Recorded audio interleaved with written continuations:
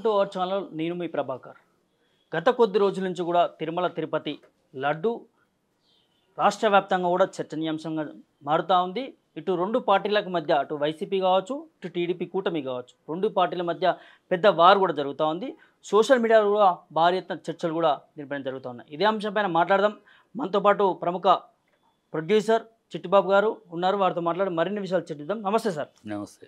ఎట్లా చూస్తారు సార్, ఏపీలో లడ్డు అనేది, తిరుపతి లడ్డు అనేది హాట్ టాపిక్గా మారింది. మీరేం చెప్తారు దీనిపై? అది అనవసరంగా చంద్రబాబు నీచ రాజకీయాల కారణంగా అది అయింది. అందరూ హిందూ మతస్థుల యొక్క విశ్వాసాన్ని దెబ్బకొట్టి దాంట్లో ఒక లేనిపోయిన ఒక అనుమానాన్ని క్రియేట్ చేసి అసహ్యమైన రాజకీయం చేస్తున్నాడు చంద్రబాబు దాంట్లో. ఎందుకంటే ఆ నెయ్యి లోపల పోటులోకి వెళ్ళిన ఆధారాలు లేవు. నెయ్యి టెస్ట్ చేయడం జరుగుతుంది. టెస్ట్ చేసిన ఆ రిపోర్ట్లో దానికి ఏమాత్రం 11 పాయింట్లు, వీళ్ళు చెప్పిన 4 పాయింట్లు 11 పాయింట్లు ఉంటాయి. ఈ 11 పాయింట్లో ఏ పాయింట్కి అది మ్యాచ్ చేయకపోయినా నెయ్యి అటు నుంచి అటు వెళ్ళిపోద్ది, లోపల దాకా రాదు. పోటులోకి ఈ నెయ్యి వెళ్ళలేదు. వెళ్ళింది అని ఆధారాలు ఏంటో ఉందో చెప్పాలి. లేదు ఈ నెయ్యి అప్పుడు చెప్పాలి. ఇలాగ ఇది ఉన్నా సరే, రిపోర్ట్ ఉన్నా సరే వెళ్ళిపోయింది, ఆ నెయ్యి అక్కడ కలిసిపోయింది, ఆ లడ్లు పంచడం కూడా జరిగిపోయింది, ప్రజలు కొనుక్కునే, అది ఏదైనా ఆధారాలు ఉంటే చెప్పాలి. అది లేకుండా అనవసరంగా అది సిస్టమ్ ప్రకారం అక్కడ లోపలికి వెళ్ళే ప్రసక్తే లేదు. అక్కడ 3 శాంపుల్స్ తీస్తారు, అది టెస్ట్ చేసి రిపోర్ట్ వచ్చినాకే ఇక్కడికి పంపిస్తారు, లోపలికి వెళ్తుంది. లేకపోతే అక్కడి నుంచి అటే వెళ్ళిపోతాయి. నిర్దిష్టమైన విధానం ఉంది అక్కడ తిరుపతి దేవస్థానంలో. అది ఏ ప్రభుత్వం అయినా అదే విధానం. అక్కడ మండలి ఉంది, అక్కడ 18 మంది కమిటీ ఉంటారు. అందరూ బ్లైండ్గా ఉండిపోయి 15 కమిటీ, అన్ని కమిటీలు ఉన్నాయి. అన్నీ ఒకటొకటి ఒక్కొక్క స్టేజ్లో ఒక్కొక్క చెకింగ్ ఉంటుంది. అది వెళ్ళకుండానే చంద్రబాబు తన రాజకీయ అవసరం కోసమని వెళ్ళిపోయింది అన్నట్టు మాట్లాడేస్తాడు. చంద్రబాబుకి ఏం అవసరం ఇక్కడ? పవిత్రమైన లడ్డు కోసం రాజకీయ లబ్ధి ఏం అవసరం అంటే, ఇవాళ తన నిజమైతే 14 సార్లు తన హయాంలో, తన ముఖ్యమంత్రిగా ఉన్నాడు 2014 నుంచి 19 వరకు 14 సార్లు ఇలాగే నెయ్యి రిజెక్ట్ చేయబడింది. ఆ నెయ్యి వెనక్కి వెళ్ళిపోయింది. అలాగే వైఎస్ఆర్సీపీ హయాంలో 18 సార్లు ఇలాగే నెయ్యి రిపోర్ట్ రావడం, వెనక్కి వెళ్ళిపోవడం జరిగింది. ఈ 32 సార్లు నెయ్యి వెనక్కి వెళ్ళిపోయిందంటే రాలా. ఇప్పుడు మాత్రం నెయ్యి లోపలికి వెళ్ళిందని ఎట్లా చెప్తావు? ఎందుకు చెప్తున్నా అంటే, ఇలాంటి అబద్ధాన్ని అయ్యో ఇప్పుడు ప్రజల ముందు డైవర్షన్ చేయాలి ప్రజల్ని. ప్రజలు 6 సూపర్ 6లు ఏమైనాయి మిస్టర్ బాబు అని అడుగుతున్నారు. నీవు ఇన్ని అబద్ధాలు ఆడావే, ఇప్పుడు డబ్బులు లేవంటావేటి? అబద్ధాలు ఆడి వాగ్దానాలు చేసినప్పుడు ఏమైంది? అప్పుడు నీ బుర్ర ఏమైంది? బుర్ర పనిచేయలేదా?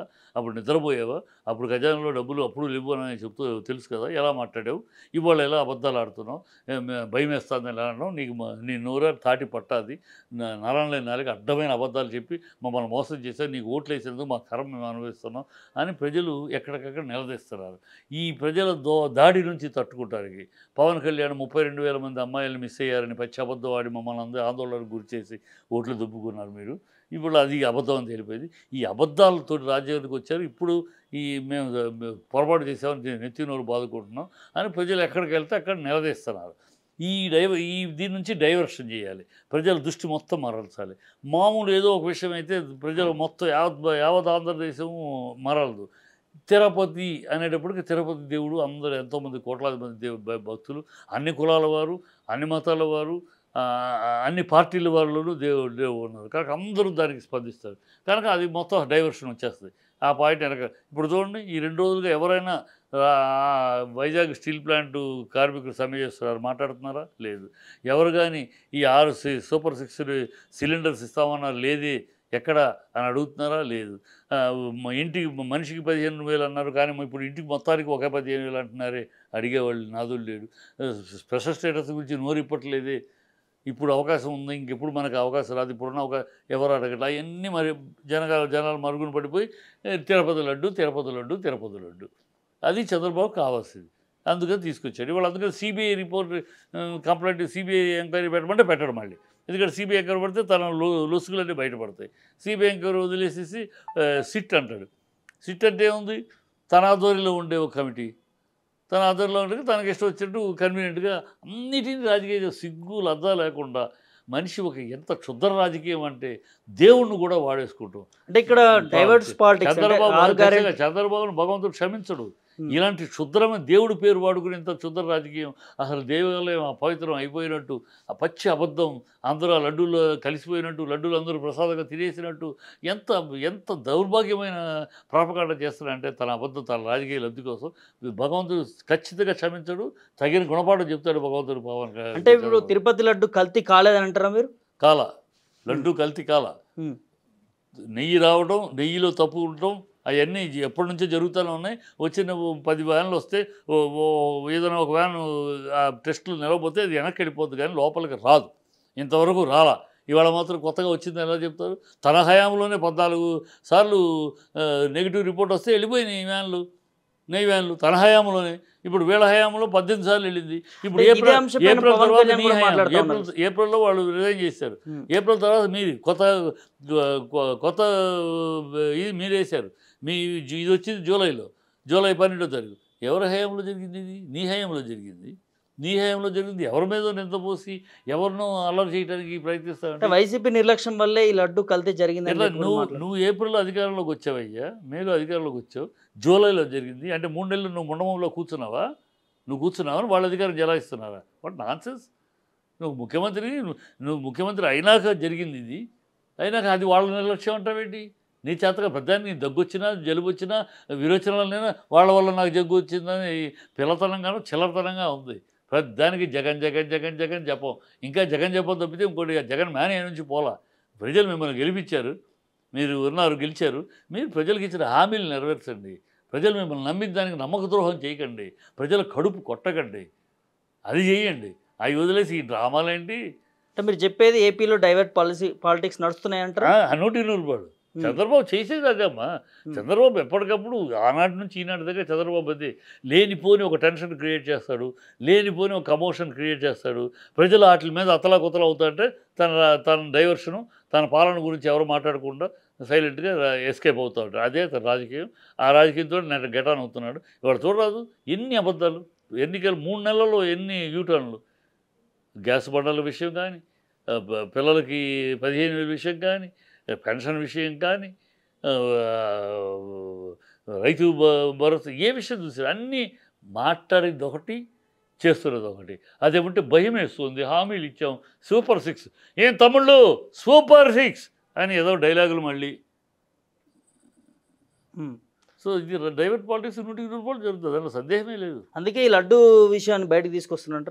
అందుకే లడ్డు విషయాన్ని బయటకు తీసుకొచ్చి ప్రజలు మొత్తాన్ని ఈ మయంలో తీసుకెళ్ళిపోతే హిందూ మతము, మత సామరస్యము,